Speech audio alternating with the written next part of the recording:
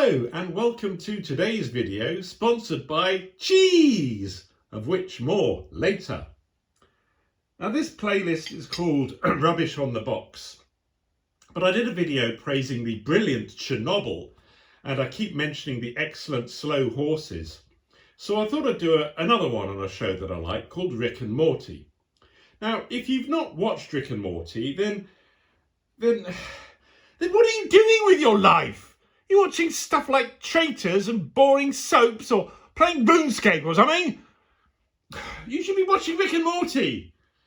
It's an animated series about the cleverest man in the universe, Rick Sanchez, his grandson Morty Smith, and the rest of their family and the adventures they have in time and space and different realities.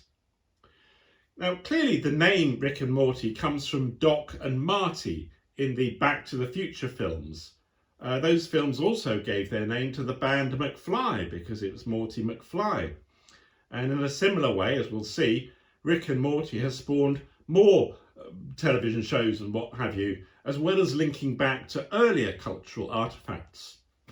It's almost as if Back to the Future was some sort of nexus in the space-time continuum, as Doc might have said, rather better.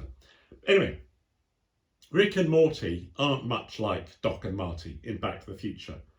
Rick is an abrasive drunk and Morty is a weedy dimwit, although he can sometimes surprise you. It's pretty gross. There's a lot of cartoon blood and vomit. They seem very keen on vomit. There's lots of American cultural references that I don't get because I'm not American. And I suppose you might say not cultured. Talking of culture, next time you're hungry, why not have some cheese? Okay, pretty tenuous link, but it's no worse than what other YouTubers do when they're linking to their sponsors. Cheese! You can get hard and soft cheese, blue cheese, flavoured cheese. Not just cow's milk cheese, but cheese from goats, even sheep. Put it in a sandwich, on your pizza, on your pasta, or maybe just have some alone. It's versatile and healthy. And for a special discount on cheese, well, just shop around. You've probably got one of your local supermarkets will have cheese on offer, I expect. Anyway, back to Rick and Morty. It's seriously weird, but as I've said, touches on many aspects of ancient and modern culture.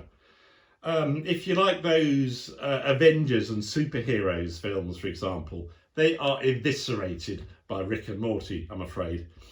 You'll never watch a heist movie again after Rick and Morty tore those apart. The Alien franchise gets completely destroyed in another episode. Oh, and I'm pleased that Canterbury Tales gets a mention as I'm sitting about 3 or 4 miles from Canterbury down the road. You could argue that Rick and Morty links to earlier works of literature like Franz Kafka's Metamorphosis.